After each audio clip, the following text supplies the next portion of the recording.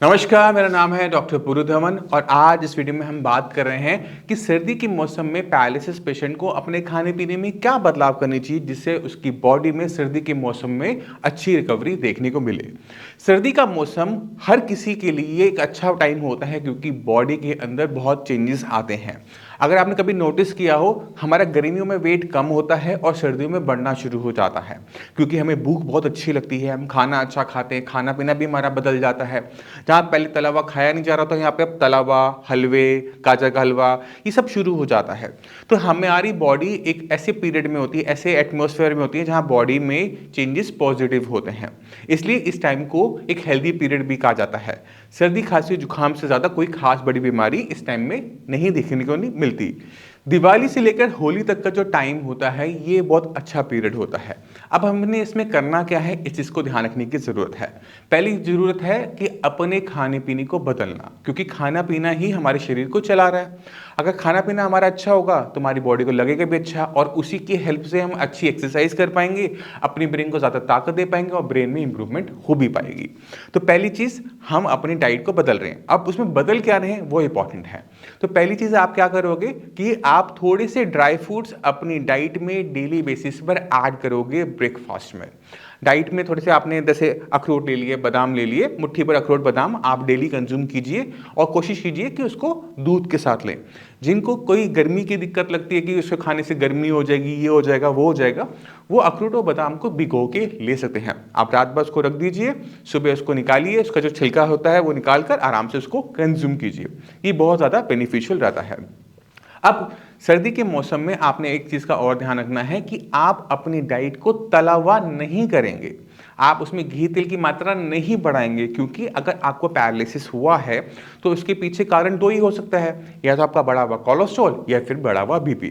अगर आप तला हुआ ज़्यादा खाओगे तो आपको ये दिक्कत दोबारा से हो सकती है, क्योंकि सर्दी के मौसम में क्या होता है कि बाहर ठंड की वजह से हमारी जो वेसल्स होती है ना वो कॉन्ट्रैक्ट कर जाती हैं, थोड़ी पतली हो जाती हैं, जिससे बीपी ऑटोमेटिक तरीके से सर्दी के मौसम में बढ़ता है। तो हमने ध्यान क्या रखना है कि खाने पीने के अंदर ना घी तेल ज़्यादा हो, ना नमक ज़्यादा हो। इससे फ़ायदा क्या होगा कि सर्दी में अगर कोई दिक्कत हो सकती है हम उसको अवॉइड कर पाएंगे। इस चीज़ का आपने ध्यान रखना है। दूसरा चीज़, आपने अपनी डाइट के अंदर सूप को ऐड करना है। आपने अगर मेरी पुरानी वीडियोस देखी होगी तो उसमें भी मैं सूप पे बहुत ज़्यादा फोकस करता हूँ, क्योंकि सूप एक ऐसी चीज़ है जो एपेटाइज़र की तरह काम करती है, ताकत पूरी देती है, क्योंकि इसको अक्सर हम खाने से पहले लेते हैं। अगर आप सूप ले रहे हैं तो उस सूप में हम डाल क्या रहे हैं, हम डाल रहे हैं उसके अंदर चिकन है, उसके अंदर हम फिश डाल देते हैं, उसके अंदर हम दालें डालते हैं, मशरूम डालते हैं, सब्जियां डालते हैं खूब सारी। तो ये जब हम अपनी बॉडी के अंदर लेके जा रहे होते हैं तो हमारी बॉडी में पेट जो होता है वो भरता तो है नहीं, क्योंकि लिक्विड फॉर्म है, बहुत तेजी से डाइजेस्ट हो जाता है और आपकी एकदम भूख खुल जाती है। यानी जो सूप में आपने लिया, अपनी बॉडी के अंदर डाला, वो आपके लिए एडिशनल पावर हो गई खाने से अलावा। तो ये हमें बेनिफिट मिलता है सूप से। तो जो लोग चाय पीते हैं, दिन में 2 कप चाय, 3 कप चाय, तो चाय को वहाँ से हटाकर वहाँ पर सूप को ऐड कीजिए, क्योंकि सूप और चाय में आपको भी पता है ताकत ज़्यादा किस में है।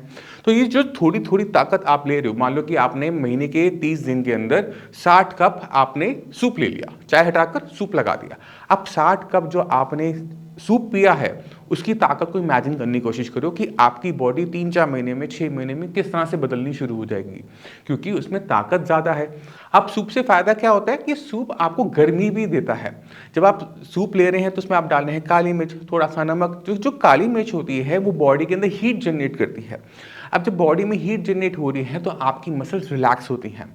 बस आपने ध्यान क्या रखना है कि काली मिर्च ही है, मिर्च ही है। आपने उसका ज़रूरत से ज़्यादा प्रयोग नहीं करना, जितना वो फ्लेवर के लिए ज़रूरी है उतना ही इसमें डालेंगे। अगर आपको सूप अच्छा लग रहा है तो उसकी मात्रा को आप बढ़ा दीजिए, सूप की मात्रा को बढ़ा दीजिए, बट काली मिर्च की मात्रा ये सोच कर कि बॉडी में वो हीट जनरेट करेगी, इसको इस तरह से कंज्यूम मत कीजिएगा, दिक्कत हो जाती है।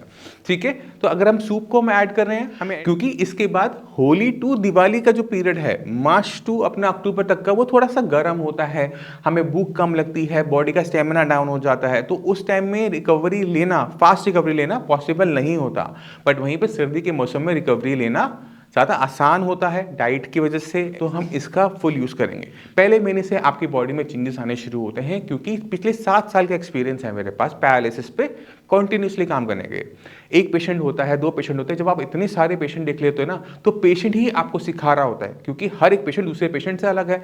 और जितना हम यहाँ पर नॉलेज इकट्ठी कर कर आपको दे रहे हैं, मैं आपको जो वीडियोस दे रहा हूँ, ये सब बुक्स में आपको नहीं देखने को मिलती, ये आपको एक्सपीरियंस से मिलती हैं। तो वही मैं अपना एक जो एक्सपीरियंस है वो आपके साथ शेयर करूँ, और आपका फर्ज बनता है कि अगर आपने ठीक होना है तो आपने हर एक छोटी छोटी बात को फॉलो करना है।